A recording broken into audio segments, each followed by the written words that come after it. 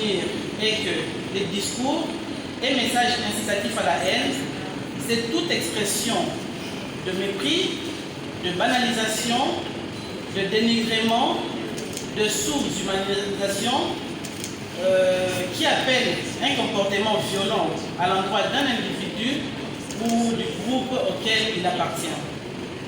C'est un discours qui part souvent d'un camp contre un autre. C'est les discours qui sont attachés, pour la plupart des fois, à des leaders.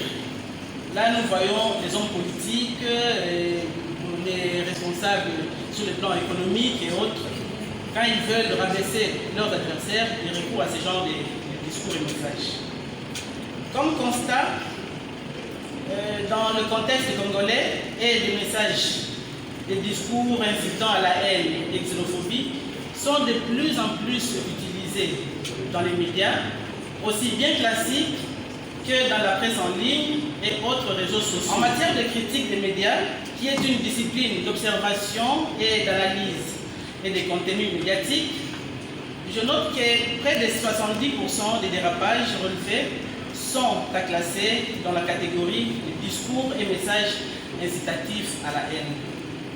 Et la propension du plus gros dérapage s'observe sur les réseaux sociaux, car il s'agit d'un type de médias qui n'est pas encore bien pris en charge par l'institution des régulations des médias. Là où il y a le plus en cas de dérapage, tel que observé, c'est sur les réseaux sociaux. La propension du plus gros dérapage, comme je dis, c'est dans les réseaux sociaux. C'est ce qui est venu en tout cas exacerber la situation. En effet, les politiciens qui détiennent les médias en profitent pour pousser à distiller ce genre de messages en vue de déstabiliser leurs adversaires. Quelques exemples que j'ai notés, c'est le concept congolité. Tout le monde ici sait que ces derniers temps, c'est ce qui est à la mode. On parle de congolité quand il s'agit de mettre quelqu'un hors circuit.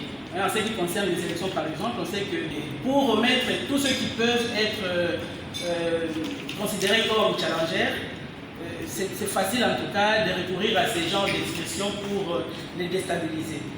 Et à l'époque, nous avons entendu distiller des termes comme des messages comme Aza, Mwana Ndekete, Azape, Mwana Nyamate. C'est un concept qui a été créé pour marginaliser tout un groupe d'individus. Et ceux qui ont payé les frais, ce sont des personnes métissées,